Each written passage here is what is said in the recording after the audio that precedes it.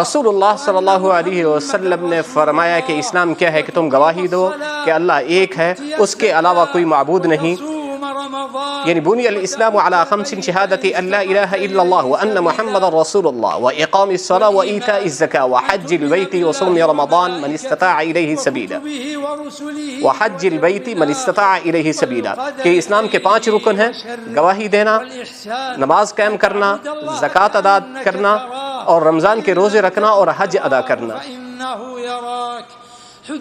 اور یہ بھی یقین کرنا، یہ یقین رکھنا اے ایمان والو کہ آپ صلی اللہ علیہ وسلم نے فرمایا کہ ایمان کا درجہ ایک احسان کا ہے۔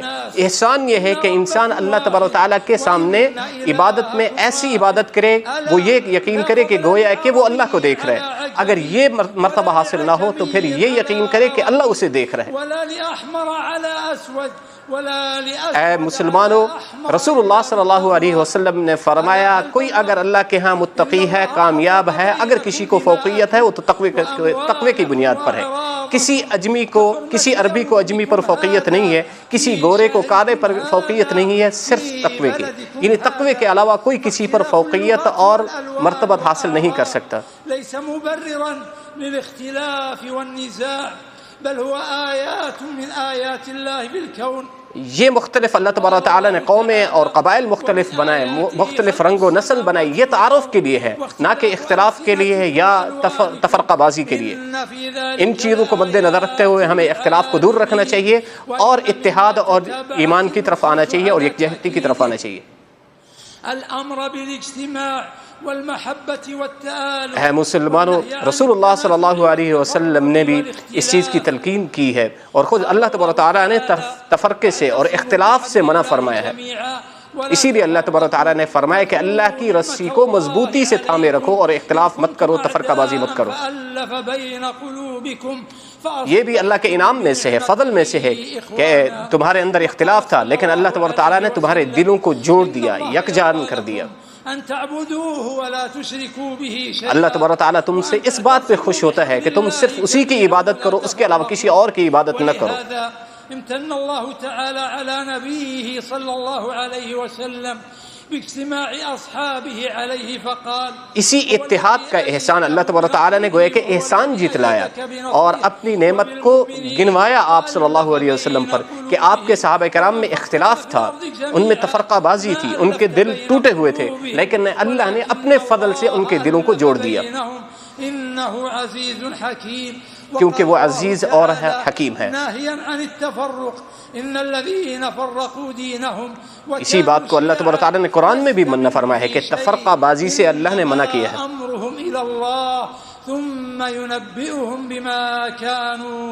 اے لوگو، تمہارے تمام معاملات اللہ کے سامنے کل پیش ہوں گے قیامت والے دن، اللہ تبارک تعالیٰ تم سے پوچھے گا۔ ولا تكونوا كالذين تفرقوا واختلفوا من بعد ما جاءهم البينات۔ اے لوگو، ان لوگوں کی طرح مت بنو جنہوں نے تفرقہ بازی کی، اختلاف کیا۔ ان في اجتماع الكلمة صلاح الدين والدنيا، کیونکہ اتفاق اور اتحاد یہ دین اور آخرت کی کامیابی کا ذریعہ ہے۔ اسی اتحاد کے ذریعے انسان نیکی اور تقوی میں ایک دوسرے کا مددگار اور معاون بنتا ہے۔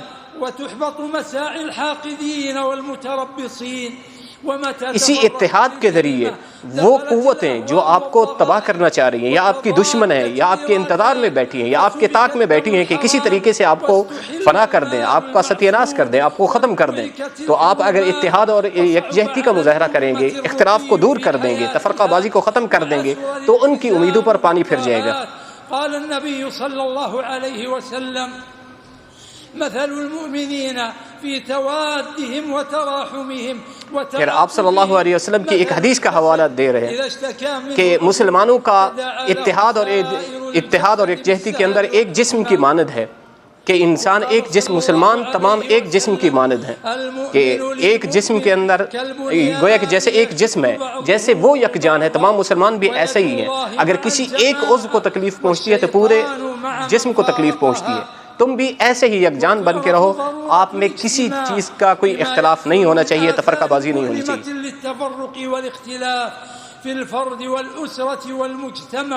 اسی طریقے سے وہ کہ امام صاحب ہمیں اتحاد اور یکجہتی کی طرف زور دے رہے ہیں اور سمجھا رہے ہیں اس خطبے کے اندر کہ تمام مسلمانوں کو پورے معاشرے کے اندر اپنے اندر حتیٰ کہ فیملی کے اندر بھی اتحاد اور یکجہتی کا مظاہرہ کرنا چاہیے،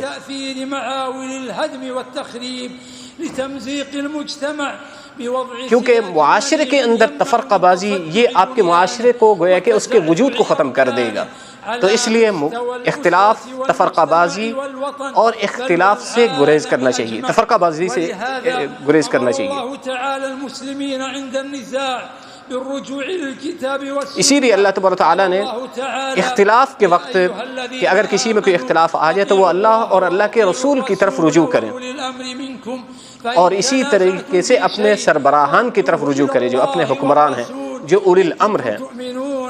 اگر تمہیں اللہ اور اس کے رسول پر ایمان ہے اور آخرت پر ایمان رکھتے ہو، یہ تمہارے لیے سب سے بہتر ہے۔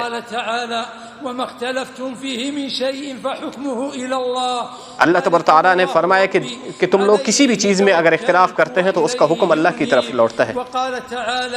وما أنزلنا عليك الكتاب إلا لتبين لهم الذي اختلفوا فيه۔ اے نبی، ہم نے آپ کی طرف کتاب اتاری یعنی قرآن مجید تاکہ لوگوں کو بیان کر سکے، یہ بتا سکیں ان کے اندر کوئی اختلاف ہے تو اس کتاب کے ذریعے ان کے اختلاف کو ختم کیا جائے، اپنی تعلیمات کے ذریعے ان کو ختم کیا جائے۔ پھر آپ صلی اللہ علیہ وسلم کو گویا کہ اللہ تبارک و تعالیٰ فرما رہے ہیں کہ ہمارے احسان اور فضل سے آپ لوگوں کے لیے نرم ہوئے، ان کو اپنے مشوروں میں شریک کریں اور ان کے ساتھ نرمی کا معاملہ کریں۔ اسی لیے اللہ تبارک و تعالیٰ نے فرمایا ہے کہ تم اللہ اور اس کے رسول کی اطاعت کرو اور صبر کرو، اللہ تبارک و تعالیٰ صبر کرنے والوں کے ساتھ ہے۔ اے لوگو، تم اللہ اور اس کے مغفرت کی طرف اور اس مغفرت کی طرف اور جنت کی طرف ایک دوسرے سے سبقت لے جاؤ، آگے بڑھو اس مغفرت کی طرف، اس جنت کی طرف جس کی چوڑائی اس زمین اور آسمان سے زیادہ ہے۔ اسی اتحاد کے لیے گویا کہ شریعت نازل ہوئی ہے تاکہ اسی شریعت کے ذریعے، اس اسلام کے ذریعے تمام انسانوں کو، خاص طور مسلمانوں کو یکجان کیا جائے، متحد کیا جائے۔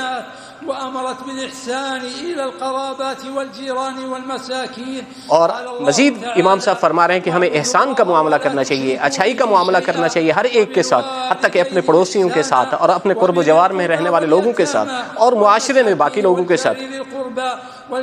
ہمیں احسان کا معاملہ کرنا چاہیے ہر پڑوسی کے ساتھ، اور اپنے جو غلام ہیں، نوکر چاکر ہیں، خادم ہیں، ان کے ساتھ بھی۔ حدیث میں ہے، رسول اللہ صلی اللہ علیہ وسلم نے فرمایا کہ کوئی تم میں سے مومن، کامل مومن نہیں بن سکتا جب تک اپنے دوسرے بھائی کے لیے وہ چیز پسند کرے جو اپنے لیے پسند کرتا ہے۔ اسی لیے اللہ تبارک تعالیٰ نے فرمایا ہے کہ نیکی اور ایمان کے ساتھ، ایمان میں دوسروں کا تعاون کریں، لیکن گناہ کے کاموں میں ایک دوسرے سے تعاون مت کریں، کیونکہ شیطان تمہارا بہت بڑا دشمن ہے، وہ کوشش کرتا ہے کہ تمہارے دلوں میں اختلاف پیدا کر دے۔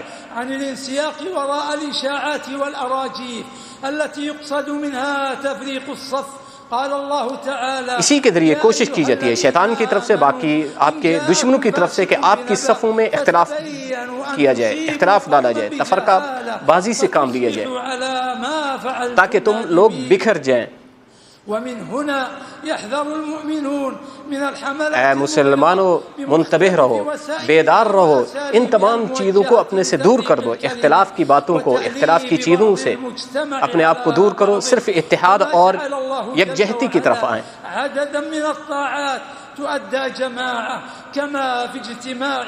قرآن مجید میں اور رسول اللہ صلی اللہ علیہ وسلم کے فرمان میں بارہا اس بات کی طرف ترغیب دی گئی ہے۔ وہی کہ امام صاحب آج کے خطبے میں اتحاد، یکجہتی اور اختلاف کو دور کرنے کے حوالے سے بہت زیادہ زور دے رہے ہیں۔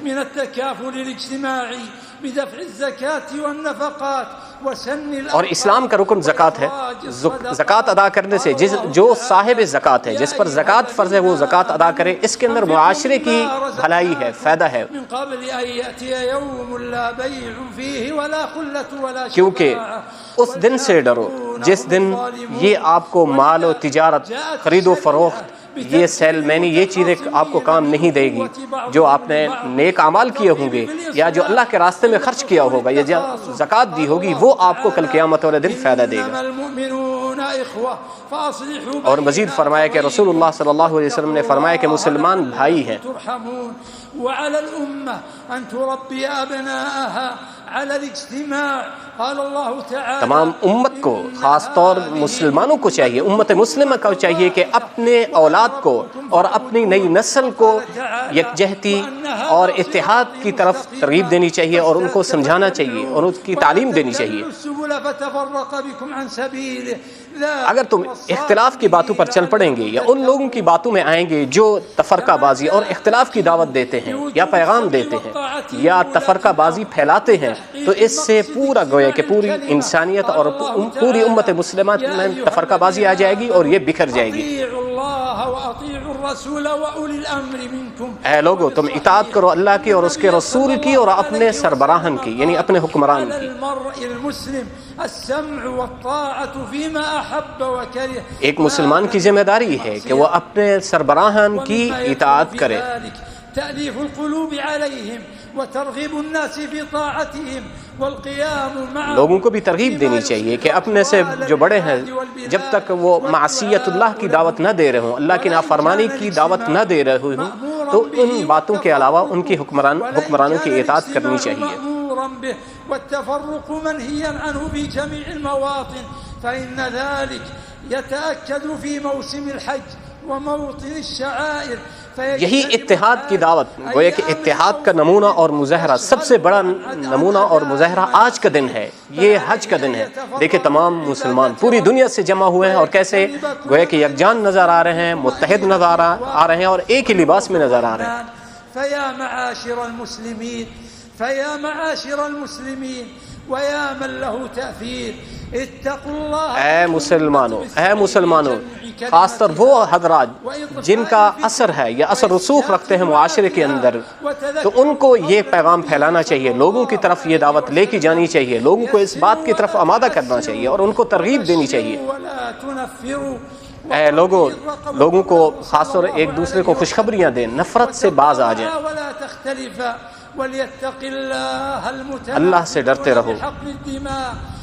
اے مسلمانوں، ایک دوسروں کی جانوں کی حفاظت کرو، اللہ کا واسطہ گویا کہ امام صاحب دے رہے ہیں کہ ایک دوسروں کی جانوں کے دشمن مت بنے، ایک دوسروں کی جانوں کو مت اڑائیں یا قتل کریں۔ خير من أن تكون متبوعا في باطل ومن ترك شيئا لله عوضه الله خيرا۔ جو بھی اپنا حق، اگر اس پر کسی کا حق ہے وہ اللہ کے لیے معاف کر دے تو گویا اللہ تبارک و تعالیٰ اس کو اس کا بدلہ دیں گے۔ اے حاجیو، رسول اللہ صلی اللہ علیہ وسلم آج کے دن یعنی عرفات کے میدان میں کھڑے ہو کے خطبہ حجۃ الوداع دیا ہے۔ آپ صلی اللہ علیہ وسلم نے خطبہ دیا، خطبے کے بعد ظہر اور عصر ایک ساتھ ادا کی اور قصر کے ساتھ ادا کی، اور پھر غروب الشمس تک یہاں میدان عرفات میں دعا اور ذکر و اذکار میں مصروف رہے۔ پھر غروب الشمس کے بعد مزدلفہ تشریف لے گئے اور یہاں سے تشریف لے جاتے ہوئے آپ صلی اللہ علیہ وسلم نے خاص یہ تاکید کی اور یہ فرمایا، بارہا فرمایا کہ تم سکون اور اطمینان اور وقار سے چلے، کسی کو تکلیف نہ دیں، اطمینان سے یہاں سے تشریف لے جائے۔ اور پھر یہاں سے مزدلفہ تشریف لے گئے۔ مزدلفہ میں پہنچ کر آپ صلی اللہ علیہ وسلم نے مغرب اور عشاء ایک ساتھ ادا کی، یعنی مغرب 3 اور عشاء کی 2 رکعتیں ادا کی۔ پھر فجر وہاں رات گزاری، فجر پہلے وقت میں ادا کی، فجر ادا کرنے کے بعد دعا میں مصروف رہے۔ جب روشنی پھیل چکی، پھر آپ صلی اللہ علیہ وسلم اور صحابہ کرام مزدلفہ سے مینا تشریف لے گئے اور وہاں پہنچ کر جمرہ عقبہ بڑے شیطان کی کنکریاں ماری اور رمی فرمائی، اور رمی کے بعد آپ صلی اللہ علیہ وسلم نے ہدی فرمائی، یعنی ذبح کی، قربانی کی، اور اس کے بعد حلق فرمایا۔ حلق کرنے کے بعد آپ صلی اللہ علیہ وسلم پھر طواف افاضہ کے لیے مکہ تشریف لے گئے۔ وأجاز التعجل وہاں طواف الافاضہ ادا کیا، پھر حج کی سعی کی، وہاں سے فارغ ہونے کے بعد مینا دوبارہ تشریف لے آئے، یہاں ایام تشریق میں یعنی 11، 12 اور 13 یہاں وقوف فرمایا مینا کے اندر اور رمی فرمائی، یعنی چھوٹے شیطان کو کنکریاں ماری، پھر اس کے بعد درمیانے کو، پھر اس کے بعد بڑے کو۔ آپ صلی اللہ علیہ وسلم نے فرمایا کہ 11 اور 12 کی کنکریاں لازمی ہیں، اگر کسی کو جلدی ہے تو 11، 12 کی رمی کرنے کے بعد وہ جا سکتا ہے، وہ آخر میں طواف وداع کرے اور پھر اس کا حج مکمل ہو گیا۔ فأكثروا من دعاء ربكم لأنفسكم ولمن تحبون ولمن 11 اور 12 کی رمی فرمانے کے بعد اگر کسی کو جلدی ہے وہ جا سکتا ہے طواف الوداع ادا کرنے کے بعد۔ أحوالهم وأن يجمع كلمتهم على الحق ولا تنسوا الدعاء لمن أحسن إليكم كما في الحديث ومن صنع ان 2 راتوں کے اندر یعنی جب یہ رمی جمرات کرے گا، پہلی چھوٹے شیطان کو کنکریاں مارے گا، اس کی رمی کرے گا تو پھر دعا پڑھے گا، پھر اس کے بعد درمیان کی، پھر اس کے بعد تیسرے بڑے شیطان کی، پھر اس کے بعد امام صاحب اب خادم الحرمین کے لیے دعا کر رہے ہیں، یعنی ملک سلمان اور اس کے ولی عہد کے لیے دعا کر رہے ہیں کہ اے اللہ ان کو خیر کی توفیق دے، اے اللہ انہیں ان تمام کاموں کی توفیق عطا فرما جن کاموں کے اندر بھلائی ہو امت کے لیے اور پوری انسانیت کے لیے اور اسلام کے لیے بھلائی ہو، یا اللہ ان کو ان تمام کام کرنے کی توفیق عطا فرما جن کو آپ پسند کرتے ہیں یا جن کاموں سے آپ راضی ہوتے ہیں، کہ یا اللہ انہوں نے حرمین شریفین کے لیے اور حاجیوں کے لیے جو خدمت ادا کی ہیں ان کو قبول فرما، یا اللہ ان کی تمام کاوشوں کو، محنتوں کو جو یہاں یہ کر رہے ہیں پوری انسانیت کے لیے اور اس ملک کے لیے، ان کو جزائے خیر عطا فرما، کیونکہ کوئی اگر کسی کا کسی کے ساتھ احسان کا معاملہ کرتا ہے تو اس کو اس کے لیے دعا کرنی چاہیے اور جزائے خیر کہنا چاہیے۔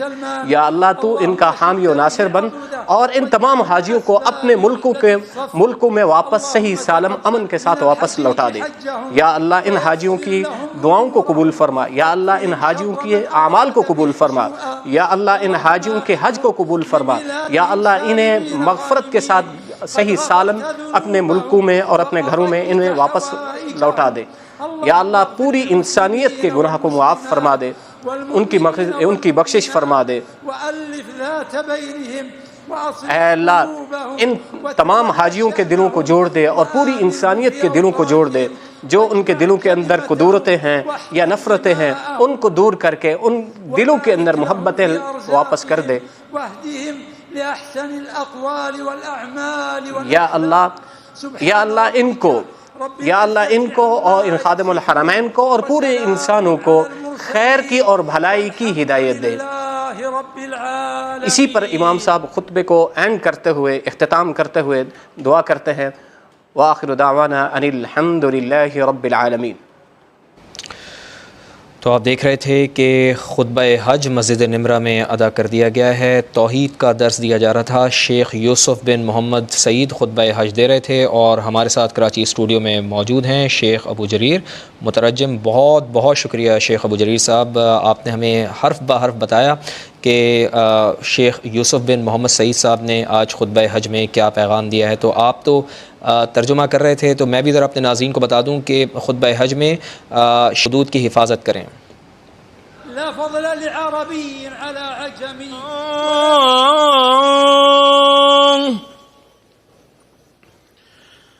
أشهد أن محمد رسول الله أشهد أن محمد رسول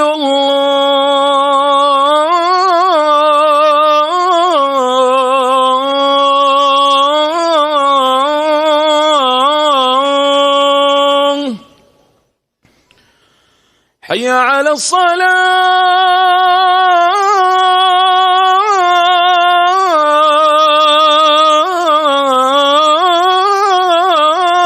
الصلاة حي على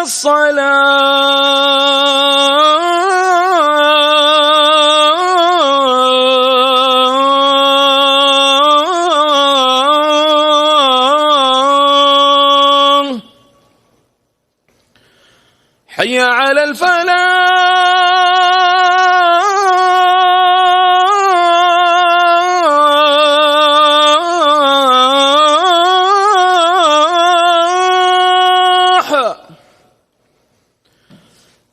حي على الفلاح.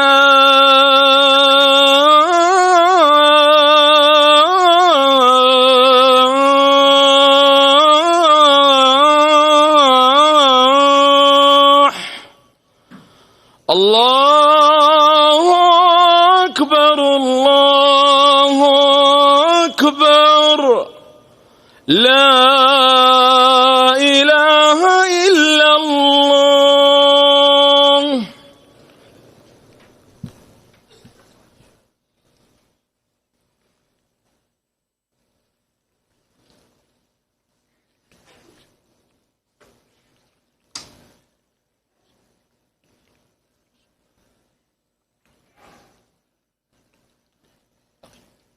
الله أكبر الله أكبر أشهد أن لا إله إلا الله أشهد أن محمد رسول الله. حي على الصلاة حي على الفلاح قد قامت الصلاة قد قامت الصلاة. الله أكبر الله أكبر لا إله إلا الله.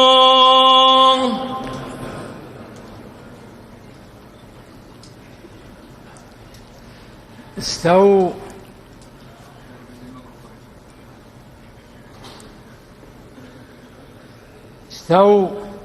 سووا صفوفكم واتموا الصف الأول فالأول وحاذوا بين المناكب والأكعب.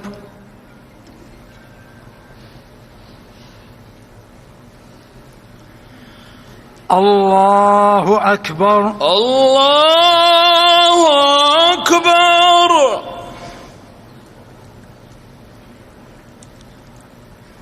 الرحمن الرحيم مالك يوم الدين إياك نعبد وإياك نستعين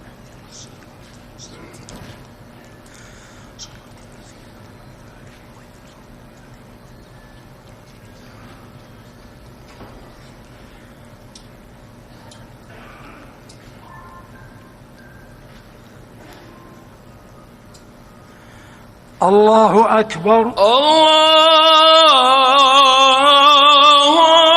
أكبر.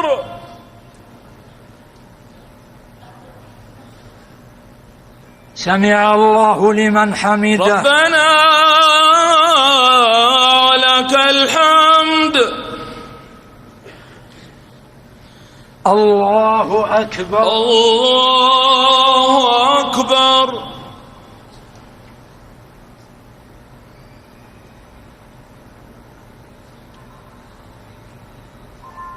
الله أكبر الله أكبر.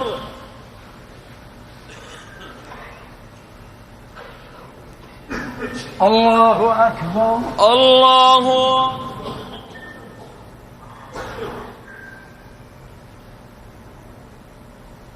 الله أكبر الله أكبر. الحمد لله رب العالمين الرحمن الرحيم إياك نعبد وإياك نستعين اهدنا الصراط المستقيم صراط الذين أنعمت عليهم.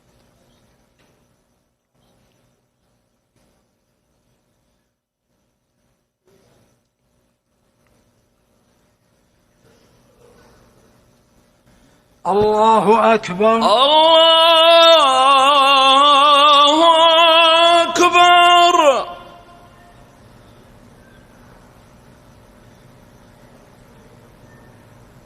سمع الله لمن حمده. ربنا لك الحمد.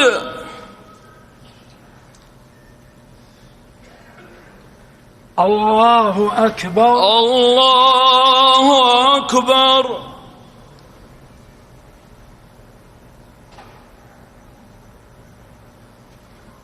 الله أكبر الله أكبر.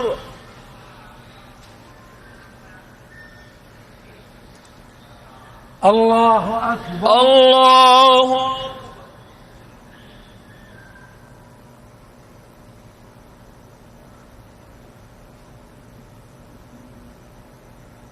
الله أكبر. الله أكبر.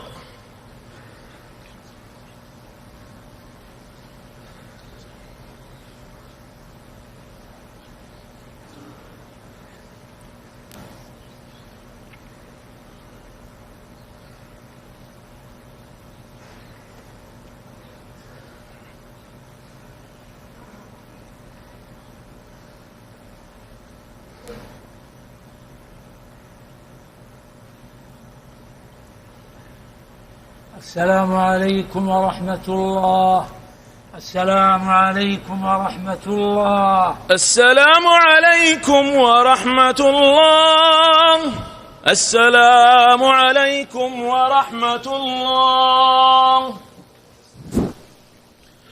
الله أكبر. الله أكبر.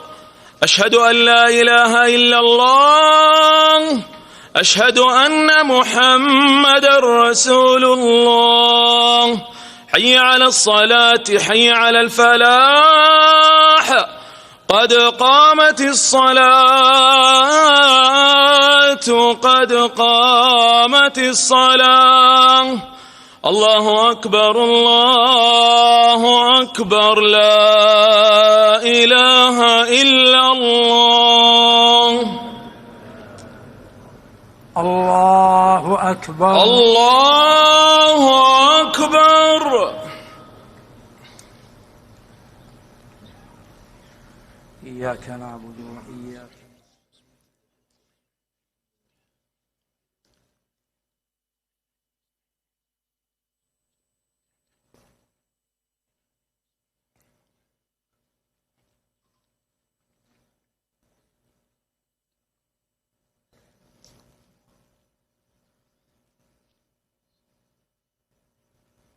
الله أكبر. الله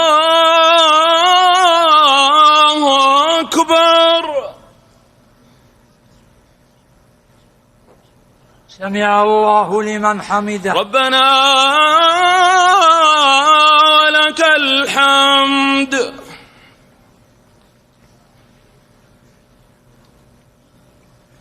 الله أكبر. الله أكبر.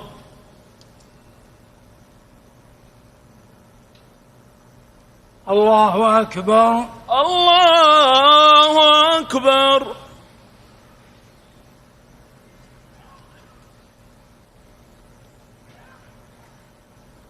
الله أكبر.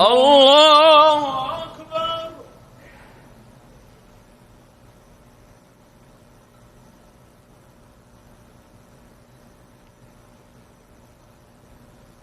الله أكبر. الله أكبر.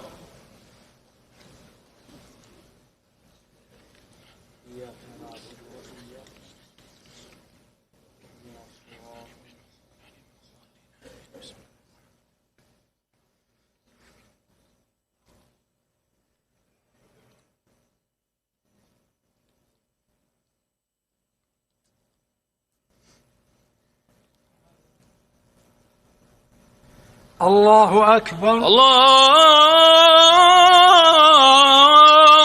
أكبر.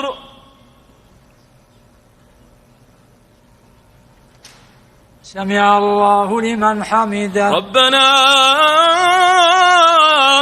ولك الحمد. الله أكبر. الله أكبر.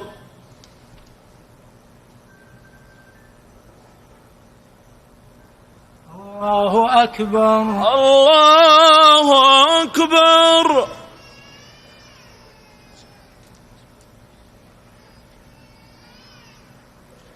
الله أكبر. الله أكبر.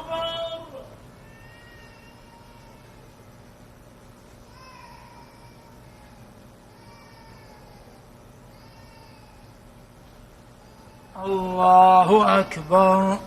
الله أكبر.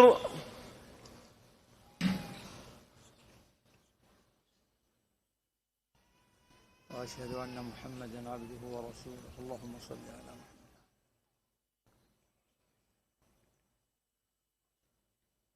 وبارك على محمد وعلى آل محمد كما باركت على إبراهيم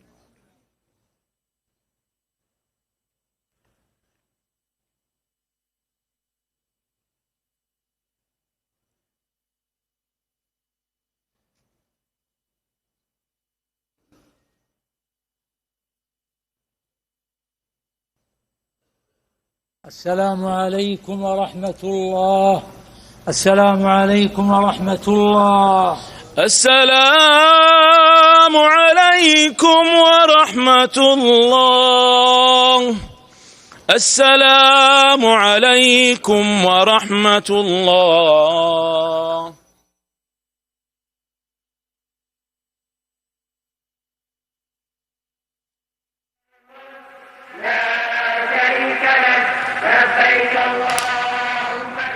تو جناب پہلے مسجد نمرہ میں خطبہ حج دیا گیا، پھر حجاج اکرام نے ظہر اور عصر کی نمازیں ایک ساتھ ادا کر دی ہیں۔ حجاج اکرام اب مزدلفہ کی جانب روانہ ہوں گے، جہاں بالکل اسی طریقے سے جیسے ظہر اور عصر کی نماز ادا کی گئی، اور اس کے ساتھ ہی پھر مزدلفہ میں پہنچنے کے بعد مغرب اور عشاء کی نمازیں حجاج اکرام ایک ساتھ ادا کریں گے۔ تو خطبہ حج ہو چکا ہے۔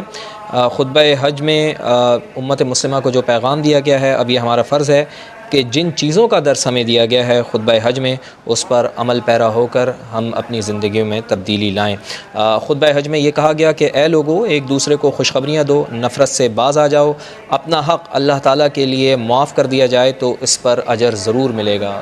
روزمرہ کی زندگی میں ہم دیکھتے ہیں کہ کبھی ہمارے ساتھ زیادتی ہوتی ہے، تو اس چیز کو اگر معاف کر دیا جائے اور اللہ کے لیے اس حق کو چھوڑ دیا جائے تو اس کا اجر اللہ پاک اپنے ذمہ لے لیتے ہیں۔ تو اس چیز کے اوپر بھی خطبہ حج میں اب بہت زیادہ زور دیا گیا۔ وقوف عرفہ کے بعد جس طرح میں نے آپ کو بتایا کہ اب حجاج اکرام مزدلفہ کی جانب روانہ ہوں گے اور مزدلفہ میں وہاں پر قیام کریں گے، رات کو دعائیں مانگی جائیں گی، اور پھر کل صبح رمی ہوگی، شیطان کو کنکریاں ماری جائیں گی، جس کے بعد قربانی ہوگی، اور اس کے بعد حجاج اکرام اپنا احرام کھول دیں گے۔ تو یہ مسجد نمرہ کے بڑے خوبصورت مناظر ہیں، بڑے دل فریب مناظر ہیں، اور دعا یہی ہے کہ یہ مناظر دیکھ کر یہی دل چاہتا ہے، لب پر بس یہی دعا آتی ہے کہ کسی طریقے سے اللہ پاک ہمیں بھی اس مقدس سفر پر روانہ کرے، اور ہر ایک مسلمان کی یہی خواہش ہے کہ وہ یہاں پر جائے اور یہ عبادات اللہ کے